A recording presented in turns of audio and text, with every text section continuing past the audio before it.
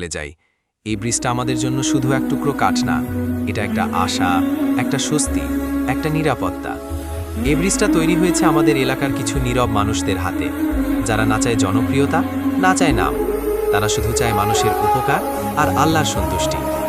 এই কাঠের ব্রিজ বানিয়েছে জামাতে ইসলামী ভাইরা। তাদের কারো হাতে সরকারি বাজেট নাই, কারো হাতে মাইক্রোফোন নাই, তবুও তাদের হাতে আছে ঈমান, দায়িত্ববোধ আর ভালোবাসা। পেছনে কেউ না বললেও তারা নিজেরাই সামনে এসেছে। কে যেন বলছিল, ভালো কাজ গোপনে করাই আসল কাজ। এই ভাইয়েরা সেটাই করে দেখিয়েছে। আজকে আমরা এই ব্রিজ দিয়ে নিরাপদে যাই, মা বোনেরা ডাক্তারের কাছে পৌঁছায়, বাচ্চারা চিকিৎসা পায়, আর আমরা একটুখানি দোয়া করি সেই ভাইদের জন্য, যাদের পরিশ্রমে আজ আমাদের এই চলার পথ সহজ হয়েছে। তাদের হয়তো আপনারা চিনেন না, তারা সামনে আসে না, কিন্তু তারাই সত্যিকারের সমাজসেবক, কারণ তারা ভাই ভাই বলেই কাজ করে যায়। আল্লাহ যেন এই কাঠের ব্রিজটার মতো তাদের আমলের সেতু জান্নাত পর্যন্ত পাকা করে দেন। আমিন।